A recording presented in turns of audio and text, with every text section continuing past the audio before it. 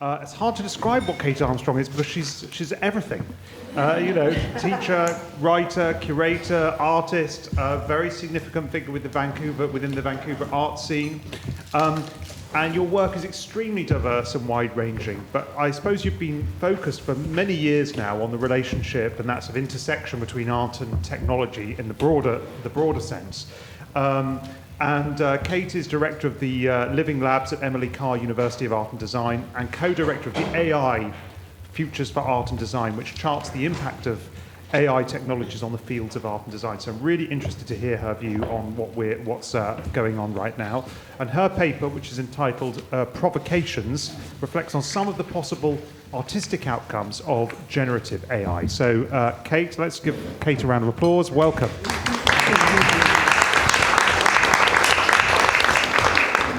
Thank you so much. Thank you so much for the invitation to be here as well and to speak. The Rubinoff Sculpture Park, just very appreciative. This amazing site, this amazing group. I just love the vibe here and with the people in the room, so thank you. So this talk is called Provocations because I have absolutely no answers. Only questions. So a warning to all of the philosophers in the room, my very rigorous, nuanced, deeply held, heuristic framework is something like, that's really cool. That's so cool. So I want to begin by talking about generative AI. Is this working for me now? Yes, there we go. Okay. I want to begin by talking about generative AI. I mean, we've been talking about that this morning, and no doubt we will talk about that for the rest of the day and tomorrow.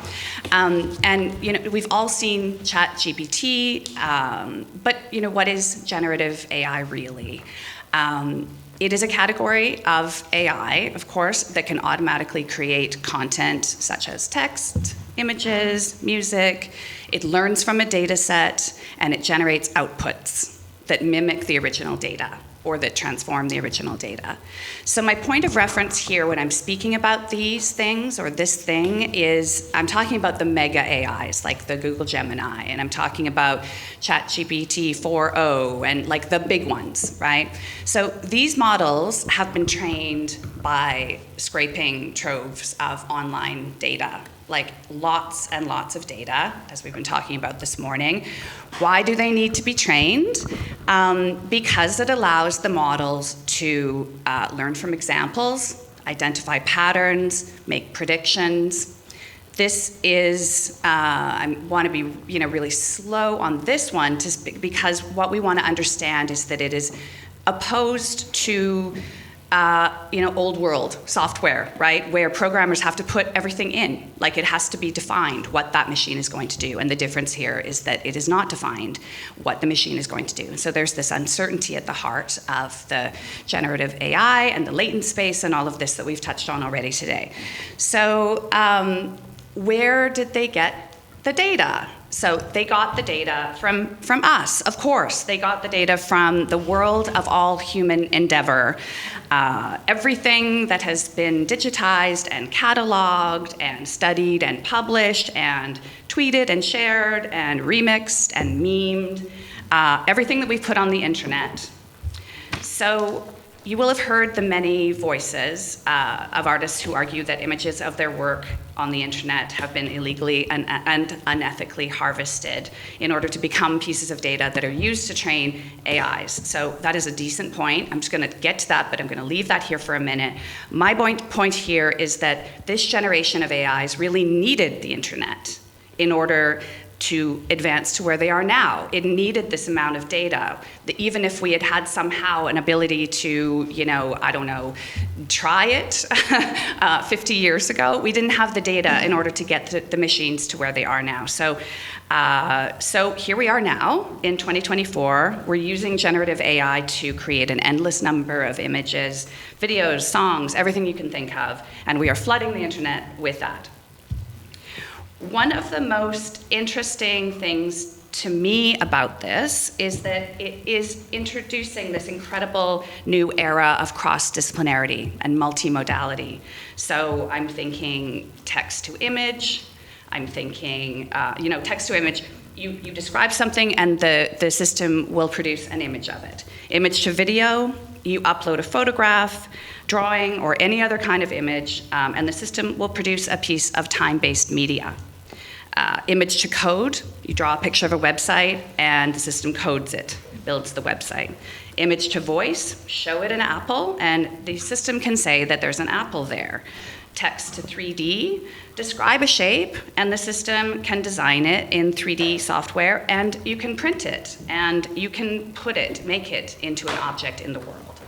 Text to music, just for a last example, ask for a heavy metal song about your brother, and the system will write one. Mike did that. His brother really liked it.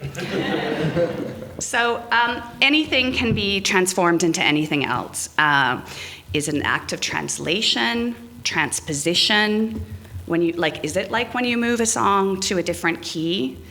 And here, I was just thinking yesterday about the conversations about counterpoint and in the work of Jeffrey Rubinoff, and just how to think about that. I don't know how to think about it, but what is that really like when we're transforming anything into anything else, or when we can transform anything into anything else?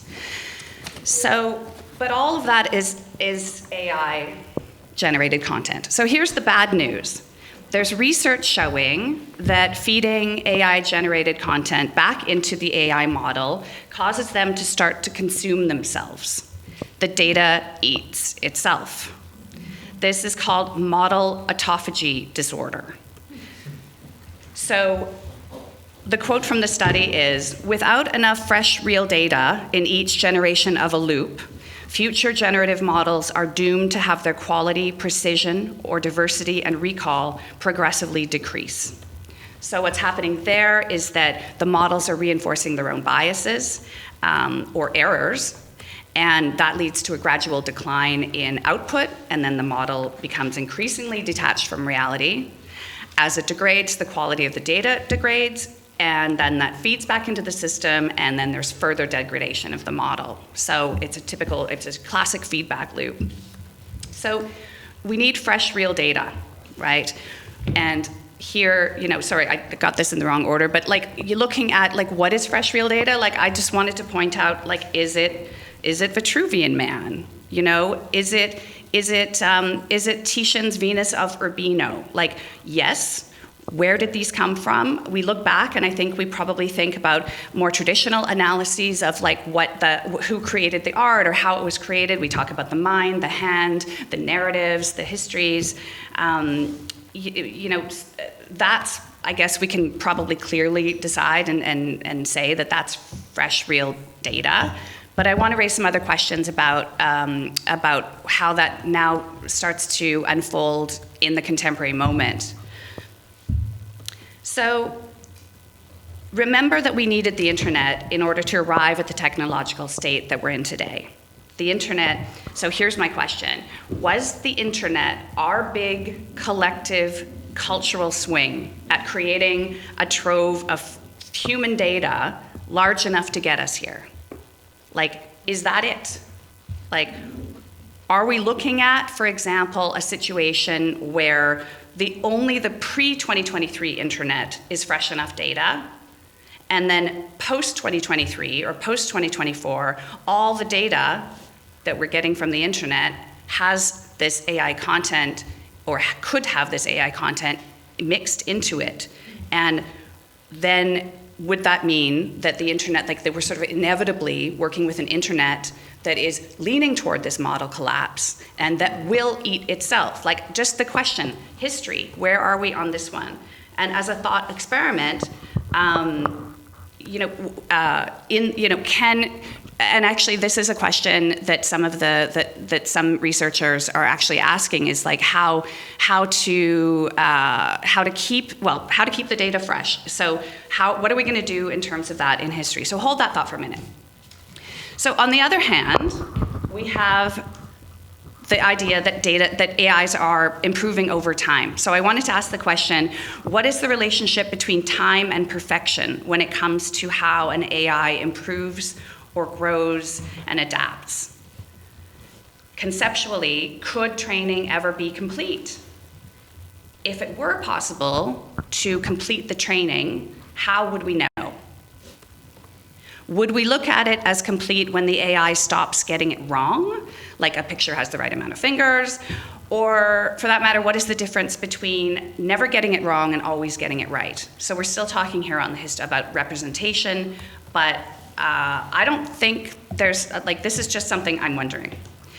Then comes a question for me is, can we use this reference, what kind of reference or vocabulary can we use or should we use to be talking about the perpetual imperfection of something like a model?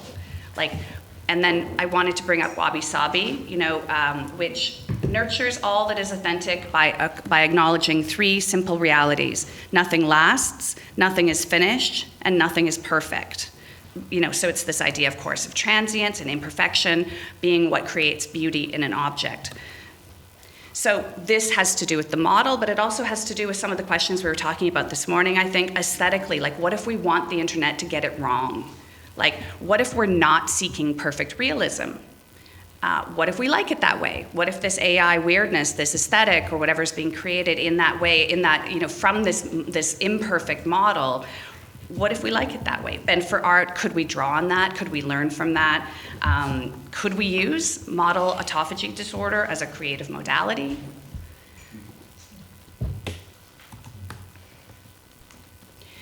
Will we look back on these early days of creating with generative AI as a historical moment in aesthetic outputs? Will it be kind of like glitch aesthetics? There's a big celebration in glitch about what the computer can't do, how it gets it wrong. We're celebrating the imperfections and we're embracing the limitations of technology. Is it going to be like that? And how should we be thinking about this stream of outputs, this massive data that is generated by AI systems? How should we be thinking about that stream as something that exists in history? Because, and Bella and I were talking about this, it's made of history, right? It is only bringing in things that have happened in the past or artifacts that have already happened. It's feeding on it, but it is also history. So how are we thinking about that as something that exists in history? So this reminds me of something that I read recently by Matt Dryhurst, who's an incredible AI researcher. And he said, his quote was, "How do we handle producing media faster than the speed of thought? Models are taking 30 seconds to produce something that is 3 minutes long. We've never dealt with that. We're producing time. If or when media is infinite, what is culture?" So it's already technologically possible to make a film that is different every time you see it, or that is basically generating a work in a continuous and ongoing way that is always different. So it's going to be different for everybody when they witness it, when they look at it, literally different, not just different because of human experience in the face of a reference. What happens to culture when everyone is experiencing a different thing? When we are ultimately decentering this final product? And what does that mean for art historical scholarship, for authorship, and for archives? So data, of course, is at the heart of all of this. Let's talk for a minute about the concept of alternate data sets. So data sets are at the heart of how generative AI technologies function. And AI can only refer to the information that is contained in the corpus it's contained in the corpus that it's been trained on. And this is, of course, why there's huge implications for a data set depending on what is in it. So what is in it? Hate speech. What is not in it? Female scientists. That is why that's important. But we're used to talking about big data and the vastness of information that an AI is trained on. But what happens if we focus on small data sets? Data sets that are small enough to be understood by humans without the complex data processing systems typical of big data environments. I would say that artists creating their own data sets is already become not a standard modality, but is definitely an avenue for artistic exploration in this field. But I did want to talk about Anna Ridler. So Anna Ridler is, So Anna Riddler took 10,000 Polaroid pictures of Dutch tulips, forming a database. And then she trained an AI on that data so that it could output an infinite number of new and imaginary composite tulips. The work of art is both the creation of the Polaroids, the training of the AI, and the output of an infinite array of tulips. And we could use the exploration model to talk more about that. But here's a question I have now. Would the infinite array of tulips contribute to autonomous autophagy disorder in the system? Or is it fresh human data because it is a work of art? Because this is art today, and it's going to be on the internet, or it uses the internet already as its modality of exploration, as what it is doing. It is using the network. It is on the network. So, and it is art. So, what does that mean for model collapse? I'm kind of thinking that that's the crux of it. Fresh data used to be like the Vitruvian Man, but now it's blended, not only technologically, but conceptually, historically, discursively, all of these, and historically into the future. We're in this blended sphere. So more questions about model collapse. So against a backdrop of artists being angry that the work they put online has been scraped by multinationals and turned into training data, and against the backdrop of all of the information on the internet being slowly destroyed by the inclusion of images that are produced by the smooshing together of all of these images, and against the backdrop of an emerging field of artistic production such as Anna Riddler's, that I would totally argue fits into the trajectory of art history, what new spaces for artists can we see that are enabled by AI technology? In contrast to the mainstream, the megadata, the Silicon Valley, the off-the-shelf data sets, what are alternative visions for artists to build, own, profit from their own data sets? Are these artisanal data sets, handmade data sets, slow data, in the tradition of slow food, small data? What can we transpose from movements like slow food toward an understanding of impacts, approaches, methods in the production of small data or slow data, specifically with regard to artists and artistic production? How might artists build different kinds of data sets toward self-empowerment? Not only in the context of practice, but in the context of culture. And a quote from Lila Schroff: "What might it mean to reimagine the form of these data sets in a world unconstrained by pressures like speed, scale, and universality?" Data sets could be produced by individual artists or collectives working together. They decide as a community what is in the data set and out of the data set, what is not included in the data set. It could be a modality to refuse visions of a data set as an objective thing, and to be working mindfully with them as like an imaginative or creative space. So that's a ton of questions, and I just want to rephrase a few of these for the sake of discussion. Any piece of media can be transformed into any other piece of media. We may have already eaten the internet. It may be possible to go back and eat it again if we don't let the AIs train themselves on themselves. Every AI model is imperfect, and we don't know what it would look like if it were perfect. We should be wary of image-based generative AI models aspiring to be perfect, especially because that often seems to mean realism to the computer scientists who are developing those models. But we can create and tap into so much more than realism. The aesthetics of generative AI models are unfolding within history, even if it doesn't seem like it, and even if we don't know how to talk about it yet. Generative AI production will increasingly force art history and archives to confront extreme multiples and multiplicity. AI is mysterious because it often uses data so large that by definition it lies beyond human understanding. any information can be included in a data set. All the activity in the world is fresh human data. But from the point of view of model collapse, we don't know if art on the internet that uses AI is fresh human data. So a big task ahead is to work to imagine alternative visions of what AI can be and do in terms of different kinds of data and different kinds of approaches. And this has specific relevance for art and culture. Thank you.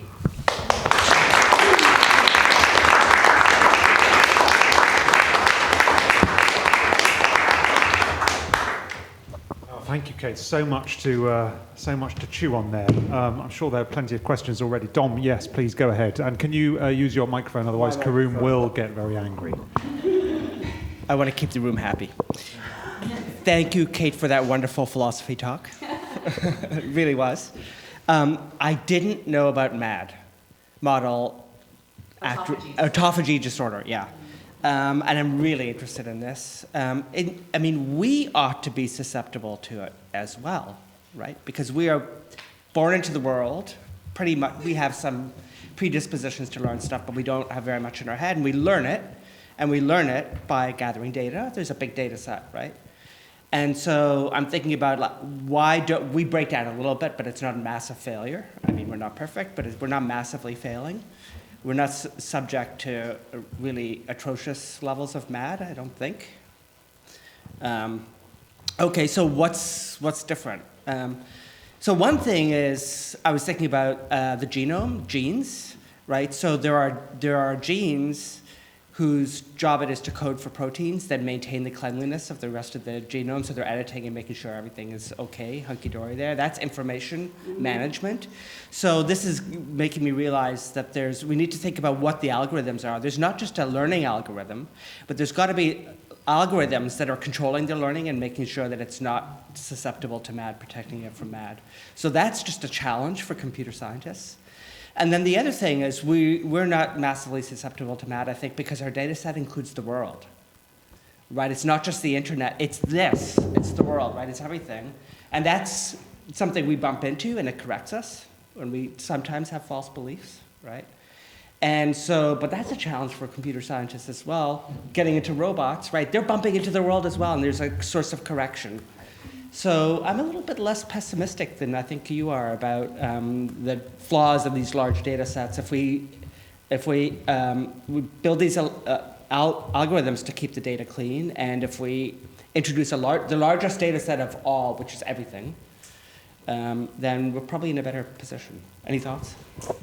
Yeah, well, that's, I really wish I was a biologist or something like that, that I could say something about that. No, but I'm not pessimistic. I'm just saying this is happening, and so what does that mean for us as producers of streams of data, as consumers of streams of data, and as in a giant, as you're describing in a world full of data, like how, because part of these questions I think around AI have to do with what that's changing for us culturally, the way we think about these processes, like what is data, how it gets into the systems, what the systems are able to do, what the systems can transform and bring back out, and what that kind of feedback loop is between the human subject and whatever is coming from the technology, for sure, is I think that's all part of the context of change that we're talking about when we talk about AI. But I'm not necessarily pessimistic about this model collapse. It just fascinated me when I read about it, and I just thought it has like thought experiment implications. So that's why I brought it in. Thanks, though. I have Anna and then Sarah. Thanks for your talk. I really like this concept of the artisanal data set. And as you were speaking about it in terms of art, I thought, maybe I would share and see what people thought. But in a way, I, maybe without even realizing I was doing it, produced kind of an artisanal data set, right? So in terms of research, as I'm writing my dissertation, I of course, compiling a bibliography, and for sources that I really like, I scan them, put them onto my computer, and unfortunately not on an external hard drive yet, so that makes me nervous. But whenever I come across a word or a concept or a name and I just want to see, how some of the sources that I'm dealing with treat it. I'll just hit whatever it is, like control space bar, a little search bar comes up, and for me, it works in a way that a Google search never could, because it's a smaller set of data that's very specialized, which has become really important for my process. And so I guess in a way, maybe writing or researching is an artisanal art form data set as well. Totally, I totally think so. Cool. Yeah, I really think so. Yeah, because I mean, I'm sort of talking in the frame of art and art production, but I think it applies fully in any kind of creation process, and research is definitely in there, I would say. But then I would also, and then I would also say one of the interesting things to me about looking at it in the frame of art are the questions about the larger cultural approaches, and like just how different, like how do we change our minds about, or how do we shape our own futures by being mindful about how we're deploying data sets toward whatever outcome or activity that we're doing, organizationally, research, writing, art, culturally, politically, socially. Yeah. Sarah and then Michael. I don't want to get in trouble. So I guess I don't know if it's a question, but I'll try and make it one. It strikes me listening, and thank you for your talk, it's so fascinating. It strikes me that maybe our role moving forward is not so much as creators, but curators. And I know among many things you are a curator, and I think there's perhaps a role that we can play now in, yes, there's infinite data and there's infinite sources we can draw from, but maybe what's going to become really, really valuable and really, really special is the skill of curation. Like, how can I select the best pieces? Because that ultimately is what's determining what's culture, like who selects and what are they selecting, what are they curating for us. So I don't know, as a curator, what are your are you excited about that, I suppose? Or? Yeah, okay, so two thoughts. Okay, one is that weirdly, I think we have definitely gotten to the mainstream sort of seeing or having already expanded the concept of curating in the face of such massive information overload. Like, even, what is it, Pinterest? I don't even know what websites, but they're all like, your curated collection, here's your curated wardrobe capsule. Here's, like, everything's curated, everyone's a curator, everyone's trying to, and that's a framework that we have because there's so much information and so much data, and so we're there already for sure. And then the other thing that I think is kind of wild is around this idea of how people, back to these questions of how people are creating new things using generative AI. I think there's kind of a concept almost that, you're an artist for sure, but in some frameworks, like in some ways, in some types of creation, you're really like an art director. You can use it that way, where you're kind of using that technology to visualize something that is in your mind, and you're curating it in a way because of that relationship that is new, where you're entering this world full of things, this generated world full of things, and you're picking which ones work for your work. You're bringing it out in a way. You're working in a creative process that is so multi-directional that it can. I've definitely seen work or spoken to people who are thinking about it more on those terms, about it changing the framework completely. Not to say that it's not art, but that you can decide that you are no longer serving that or trying to be in that singular role as an artist. You are now, you're creating your own world, your world building, and you are art directing that world. And so that also brings up, I think, different questions about that. So that's a great question. Yeah, and can I just add, I guess, because you just made me think, like, even as an artist, even if we talk about the real world as our source, right? We're selecting what we draw or what we portray from the real world. Like, I can't paint absolutely everything. I have to paint just part of something, always. Totally, yeah. We have a question from Michael, and then Karun, and then Anthony. And then other Anthony. So one comment about the analogy between MAD in the computer world and human beings is, when you were saying that, I was actually thinking, what you're describing sounds a lot like what it is to get old. And you just become an old curmudgeon, and it's just like, I don't want to hear any this new information. I know exactly how I feel about that.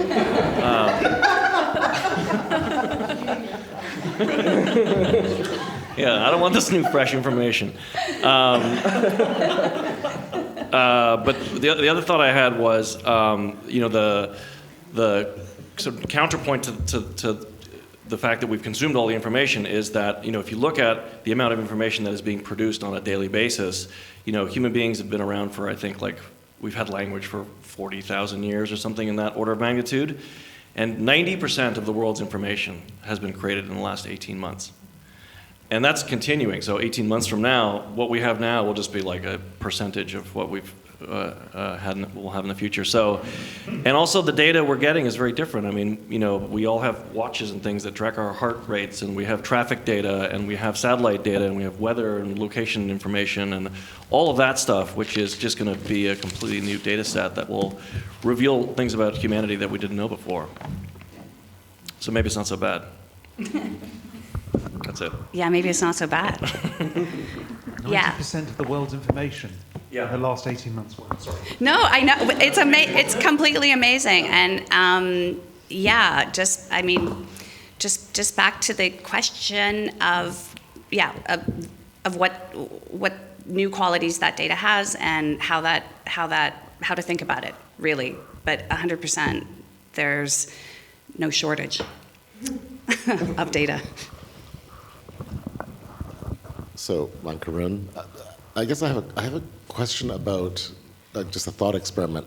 Would we feel comfortable, or what would your thought be about art that did not have any human agent, that was sort of auto-prompted, and if we got to a place where, generations grew up with, loving and being spiritually moved, and perhaps even religions or whatever kind of things founded on the products of autonomously generated content of some kind. I'm not sure if you'd call it art, but sort of high-level kind of abstraction machines that were perfectly tuned to different ages and maturity levels.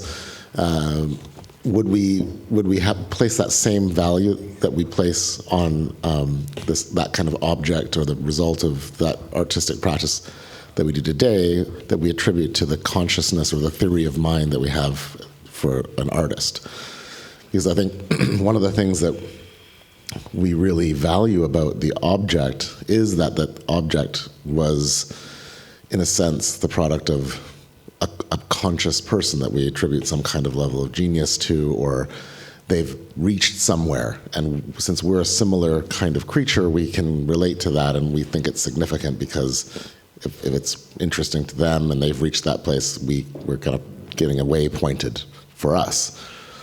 So I wonder what happens if, and I'm not sure if it's ever going to be on the horizon, this sort of auto-prompted, not really directed by anybody, but it just comes and it's actually great, right? That's what if AR art is actually really wonderful and kind of indisputably far superior and far more mature? And I just had this conversation that we're actually kind of like children because we're only maximally 100 years old, and AI could probably be 20, 30, 40, 50,000 years old. And so everything that it produces is far more wise, far more insightful. And how would you respond to something like that? Well, I mean, if we're not talking about it in the context of art, then your description sounds like the world. I mean, back to I think what you were sort of saying, Don, we are living in this world that is somehow autonomously created, and we have no understanding of it, and it is the basis and formation of all of our understanding, including spiritualism and art and everything else. But like, I don't know. I mean, I know that your question is like, would we still value that art, right?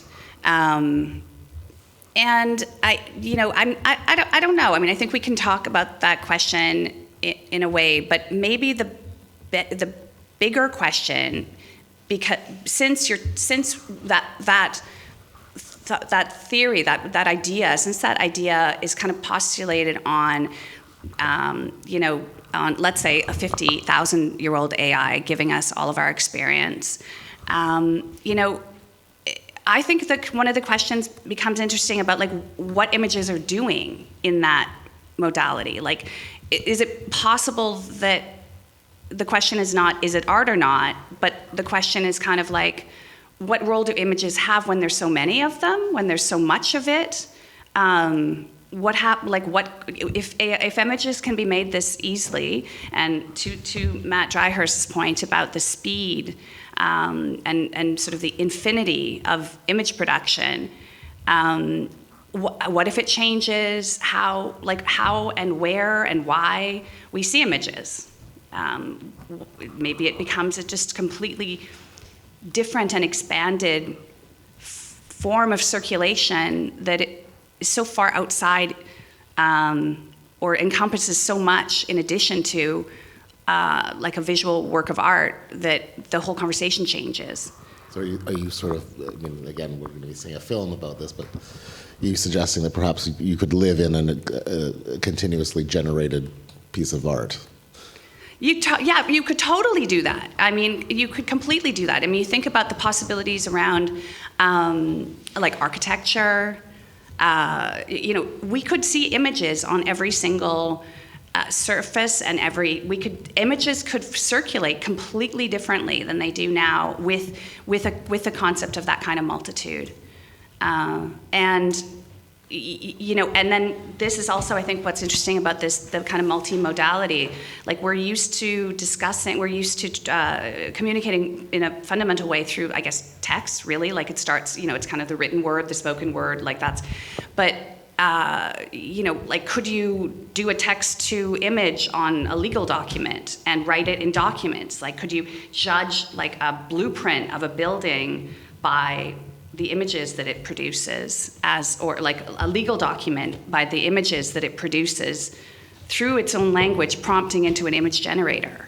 Like, what would that look like to be able to evaluate, a written document through the lens of the image that it can generate, and so on into any kind of form?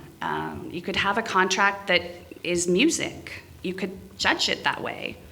You could take a piece of music and make it a contract. It just, like, the possibilities are, like, just so huge to me and I think that's why I kind of weirdly start veering about not really talking about art.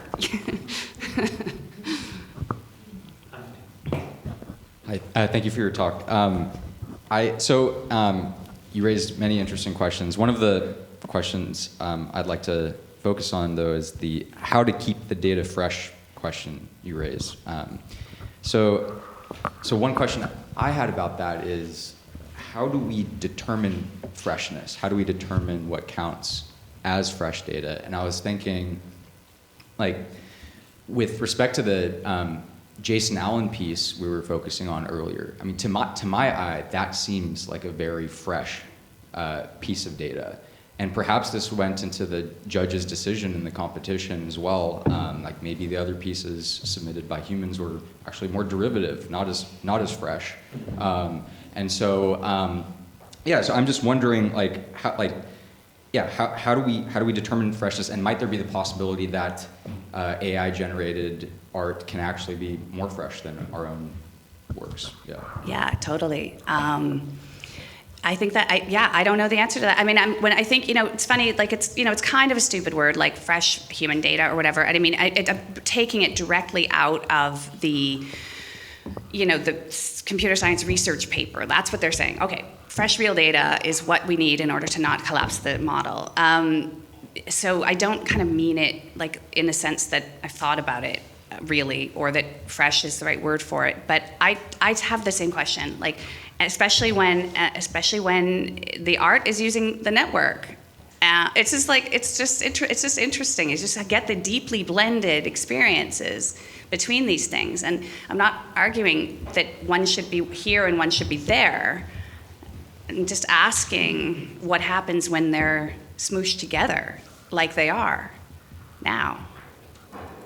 Well, Anthony and then Bella and then Craig. Thank you so much for your talk. I really appreciated it. The question I had it focuses on kind of the role of the internet in facilitating the sort of model collapse that you're interested in. It seems like one really relevant feature here. So these models are trained on the internet. The internet itself is not a curated space. It is an open space. And so part of what facilitates the kind of collapse is that the output then of these models ends up back on the internet. Right.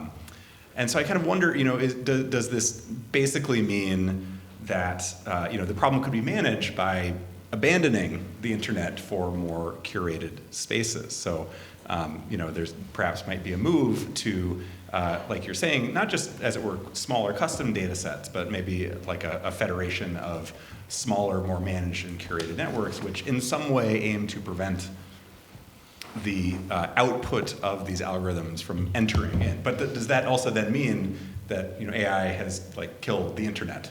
And is that a real loss, or is that maybe a move for the better? Yeah, good question. I don't know. I mean, the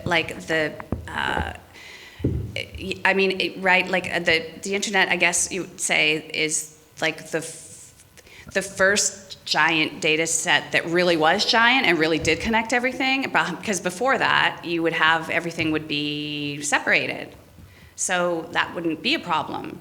And you can imagine it, people very mindfully in whatever context, going back to, and this is definitely happening, like going back to taking things off the internet and then dealing with them in that kind of smaller way.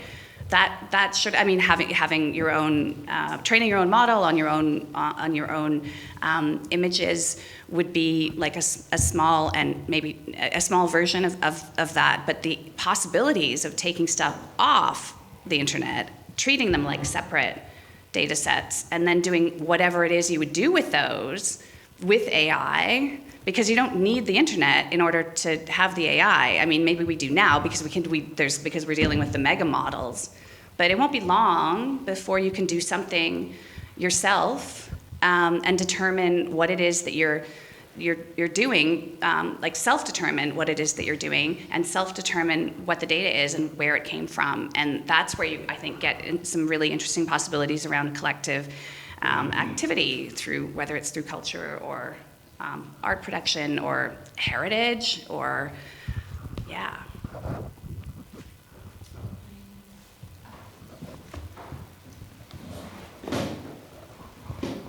All right. Hello. I'm thinking a little bit about Karun's question and talking about like the future. If we've got this super wise AI and we're having like what the importance of an image is, and it kind of reminded me in museums we have these storerooms that are never ending. And a lot of those pieces will probably never be seen in a gallery setting or a museum setting, maybe ever again, and they will sit in those storerooms forever. And so we've lost the image or the idea of what that object is. So I'm kind of thinking like maybe in this future, I don't know if this is like a question no one will have an answer for, but in the future, like there's a chance we lose all of this art that we have now, and it is purely just AI or like generated pieces. I guess, could you see that we could lose all of this that we have? And I guess, is it a terrible thing? It's something that's already happening. Like, I don't know. Like, is it forward? Are we losing something? I guess, yeah. Yeah, I mean, we were talking a little bit about this yesterday with Christine and I think Anthony, and just sort of talking about the how vulnerable the world's data is in that way, and also about the huge gaps of things that are just not represented in those archives or in those databases. So preservation, and I think preservation of that information and data is obviously a huge study in science unto itself. And I think ultimately that's what people are asking when they're engaging in that kind of preservation work is what do we keep? How do we keep it? How do we make sure it doesn't get lost? How do we circulate it as well? So I kind of forget, you had more to the question, I guess, if we don't preserve, I guess, for now, for me, I'd be like, that's awful, but... what can we afford to lose, or what do we want to lose? And those are the decisions that are made every day when things are put on display. We're choosing, okay, well, we're not going to use this.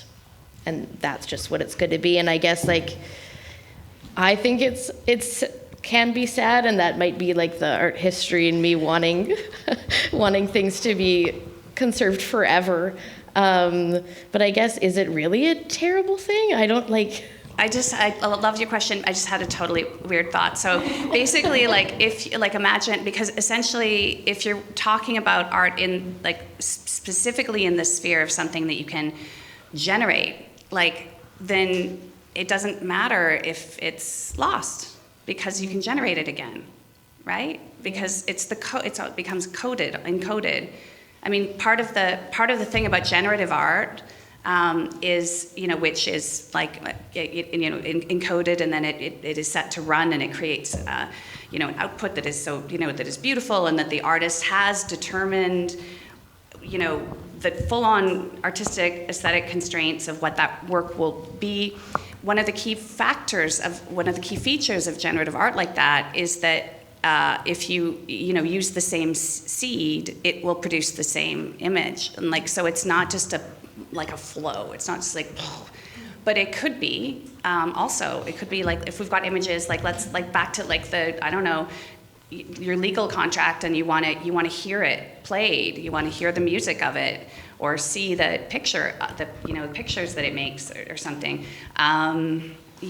Maybe it doesn't. You wouldn't care about saving it. You would just play it, and then maybe you'd play it again. I don't know. We'll take a question from Craig, and then a question from Aidan, and then one final question from Anju, and then we will move to the next paper. Hi, Craig Wilms. All of this conversation, it seems we're largely, it's the internet, it's image, it's text, it's video. It reminds me of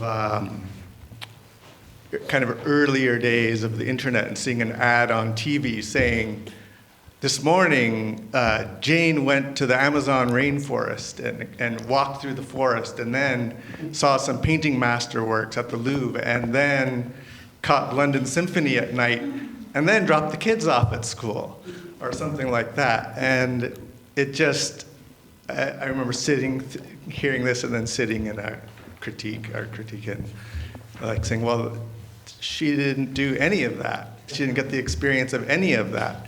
And that seems to be, I understand AI as kind of the tool to make things, but whether or not if the power goes out, or if we get to this point where we're beyond the need for the internet for AI to create something, the idea of art as art is I think more experience than solely a visual thing and an output of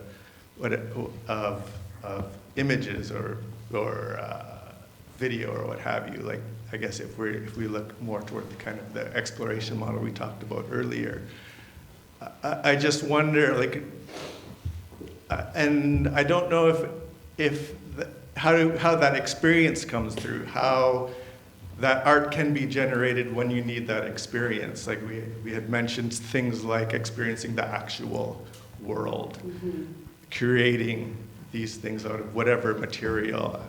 I know we're going to hear more about this as the forum goes on, but it does kind of take me back to that kind of idea when we're just getting the internet, and I'm sure that moment happened at photography and happened at all these other things.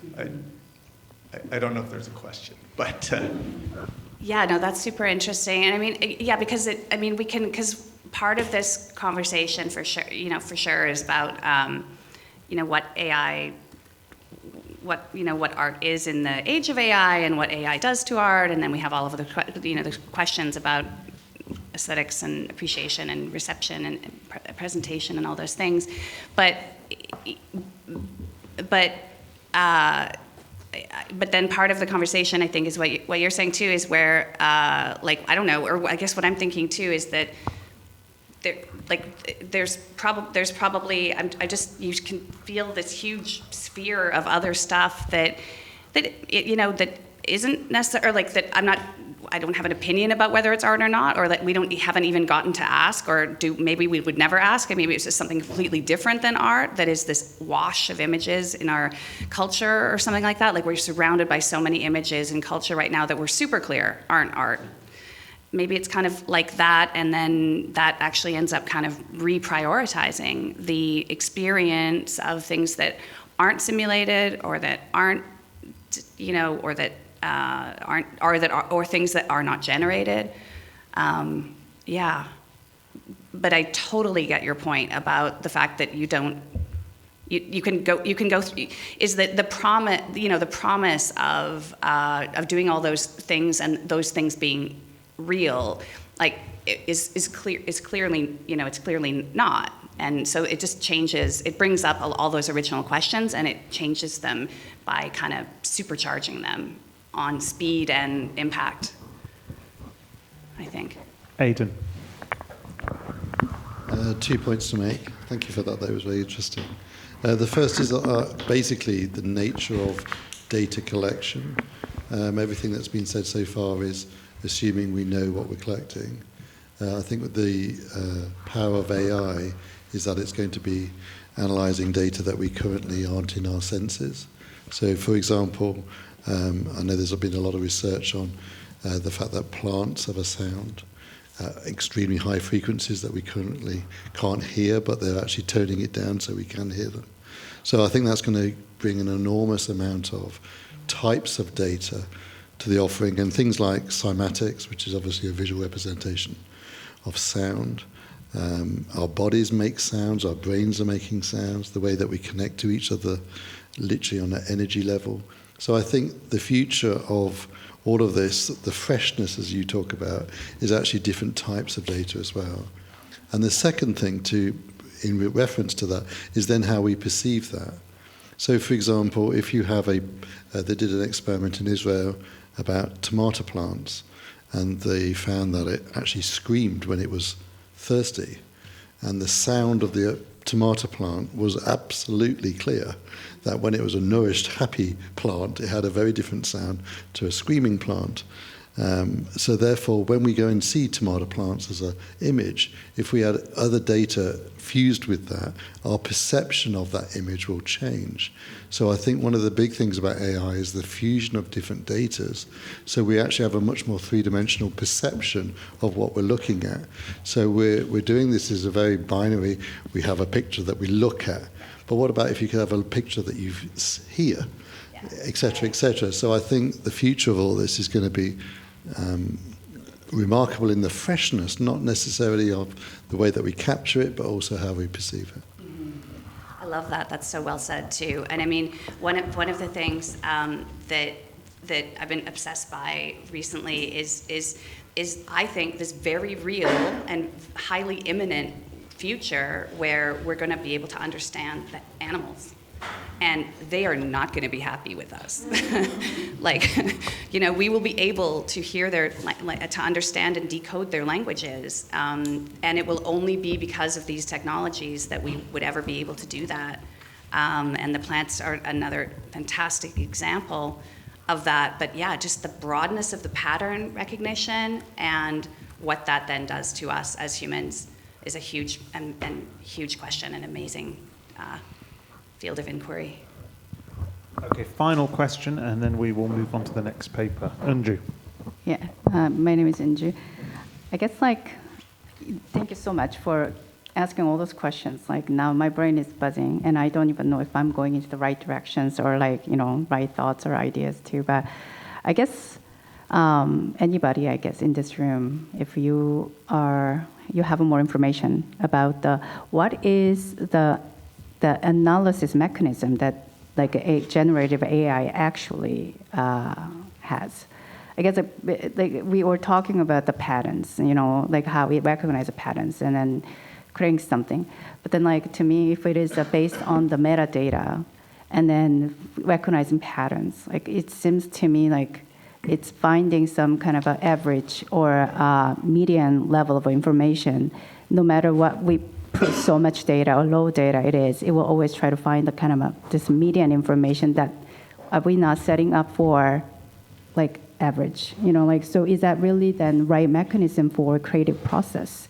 Because when human mind is doing some kind of a creative work, we are going, our map of the mind, not trying to be too general about it, but it's not something like we are sorting all kinds of data and then trying to find a mediocre or median information, and then trying to work with something brilliant, right? So that's what I was kind of thinking about. That's exactly what you were saying about how the data being washed, but then blended, and because of that kind of challenges. In that case, then I guess where my thoughts were going. Sorry, there was something that I wanted to kind of ask. Now it is kind of skipping out of my brain. Yeah, but so I guess the point that you were making about that AI could be more appropriate to be utilized as a curator versus actual creator.